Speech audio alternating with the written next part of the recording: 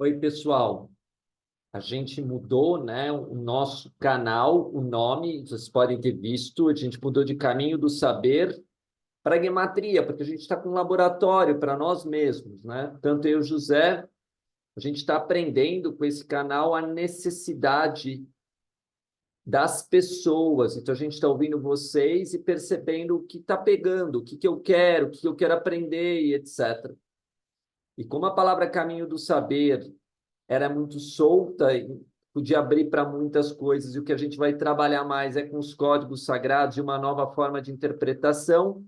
O nome ficou Gemátria Bíblica, porque a gente usa a Gemátria, que é um ensinamento sagrado, usado desde o tempo medieval até pelas civilizações antigas, etc., e mostra que esse pode ser a verdadeira origem dos ensinamentos sagrados de uma forma muito ampla e imparcial. Então, acompanhe a gente nesse canal, por favor, compartilhem com quem vocês conhecem. Tem o nossa homepage também, a nossa página de homepage novinha para vocês, onde a gente vai estar, através de um blog, colocando artigos, e vai ter também cursos no futuro. Dá uma olhadinha lá na nossa página e vamos para o que interessa para que esse novo vídeo que a gente vai estar falando aqui hoje. Hoje a minha conversa, e vai ser uma conversa bastante comum dentro do trabalho que eu vou fazer, essa é uma conversa que vai ser bastante comum, é trabalhar as escrituras de uma forma mais livre e ampla no seu ensinamento, né? Então, a primeira coisinha, isso aqui não pode me atrapalhar, deixa eu colocar isso aqui para cima. E hoje eu quero conversar com vocês o quanto que a gente, usando pequenos códigos de escritura, a gente pode chegar a níveis insuspeitáveis de como uma escritura pode estar funcionando através dos seus capítulos e versículos. E também vou usar várias técnicas de ensinamento dos antigos, né, para ir tirando, talvez, vícios de interpretação nossa, uma única forma de interpretar, uma forma, né, engessada da interpretação das Escrituras. Eu vou pegar para isso o versículo 5:1 ao 7, para mostrar uma lei dentro de todas as Escrituras Sagradas que a gente precisa aprender. Essa lei é que a Escritura ela não obedece uma ordem cronológica, ela não precisa obedecer uma ordem cronológica quando ela quer passar um ensinamento sagrado. Então, vamos pegar esse trecho para bater um papo sobre isso juntos. Estando Jesus um dia à margem do largo de Genezaré, o povo se comprimia em redor ao dele para ouvir a palavra de Deus. Vendo duas barcas estacionadas à beira do lago, pois os pescadores haviam descido delas para consertar as redes, subiu a uma das barcas, que era de Simão, e pediu-lhe que afastasse um pouco da terra. E sentado ensinava da barca o povo. Quando acabaram de falar, disse a Simão: faz-te a largo e lançai as vossas redes para pescar. Simão respondeu: mestre, temos trabalhado a noite inteira e nada apanhamos, mas por causa da tua palavra lançarei a rede. Feito isso, apanharam peixes em tanta quantidade que a rede se lhe rompia.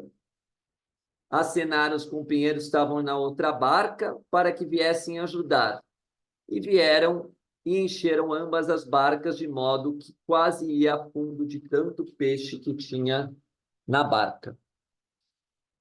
Como eu falei, né, esse trecho ele é extremamente importante por vários motivos que a gente vai aqui colocar alguns fatores importantes. Primeiro é que Jesus ele estava à margem de um lago, quer dizer, ele não estava para pescar nada, de certa forma, ele estava ali observando, talvez estivesse acontecendo, podemos pensar assim, mas o que ele estava lá para fazer era ensinar a palavra de Deus. Então, ele estava ali ensinando a palavra de Deus para as pessoas. E qual que é o resultado? que acontece quando ele ensina a palavra de Deus, né? Vamos continuar a ideia. Vendo duas barcas estacionadas à beira do lago, né? Pois os pescadores tinham descido delas para consertar as redes. Aqui é uma coisa muito interessante, como a Bíblia não tem ordem cronológica, né? Por quê?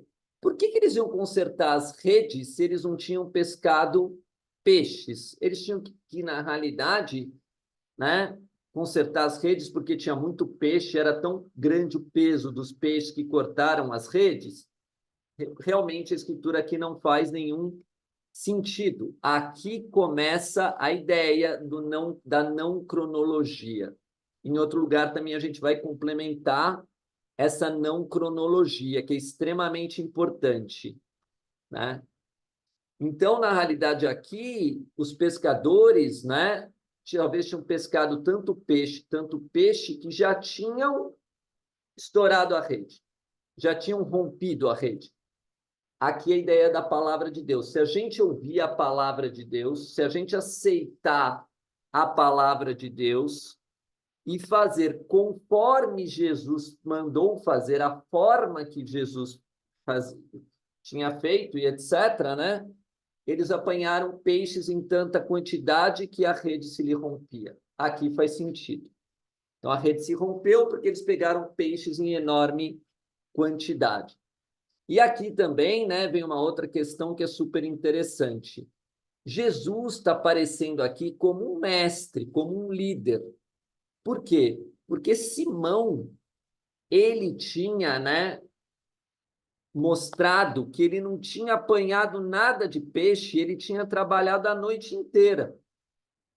Né? Simão falou, olha, eu trabalhei a noite inteira e a gente, nem eu não sou Simão, ele falou respondendo, mestre, trabalhamos a noite inteira e nada apanhamos, mas por causa da tua palavra, lançarei a rede. Quer dizer, pô, o cara trabalhou a noite inteira, não é porque ele não é um trabalhador, não é porque ele não se esforçou.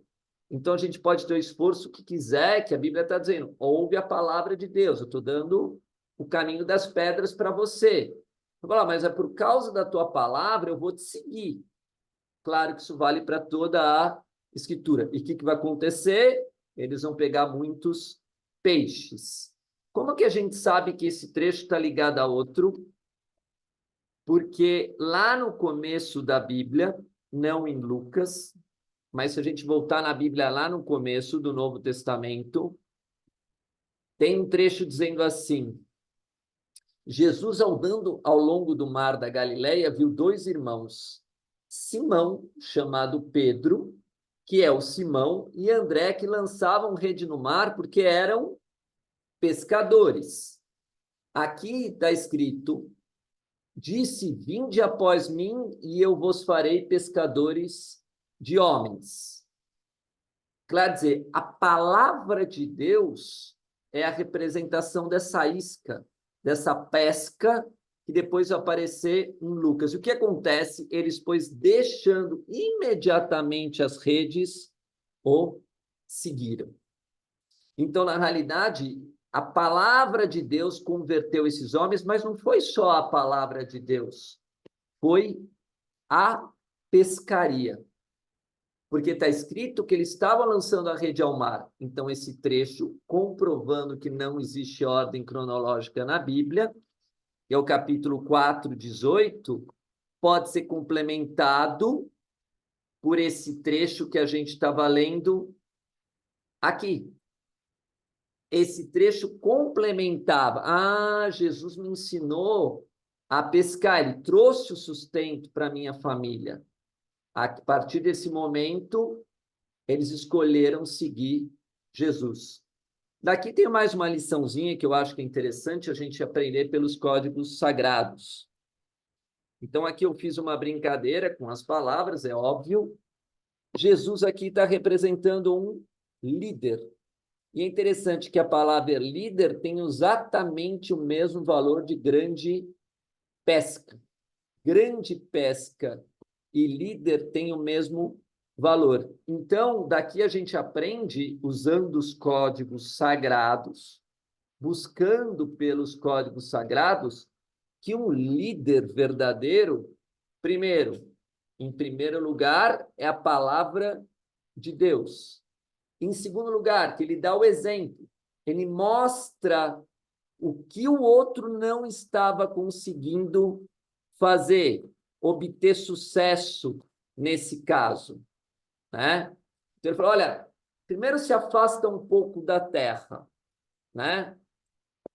E depois ele ensinava também dentro do barco, né? Ele ensinava da barco um pouco. Então ele está dizendo assim, olha, aqui, quando vocês forem pescar e etc., se não tiver essa palavra de Deus, vocês vão ficar a noite inteira aí e não vão apanhar. E se vocês me seguirem, aí vocês vão apanhar. E é esse o exemplo dos líderes. Os líderes têm que dar o exemplo e têm que dar resultado, têm que dar sucesso, mas não pode perder a humildade, porque está escrito pela palavra de Deus. Então, estavam ouvindo a palavra de Deus, o que Jesus ensinava, e com isso eles conseguiram pescar e tiveram sucesso. Assim é a nossa vida exatamente. O verdadeiro líder tem que colocar na nossa posição, saber as nossas necessidades. No caso, o peixe de vida é a vida dele, é a vida daquela pessoa, ela precisa sustentar por causa dos peixes, né? E, ao mesmo tempo, seguir o mestre que fazia isso melhor que o outro, dava o caminho das pedras.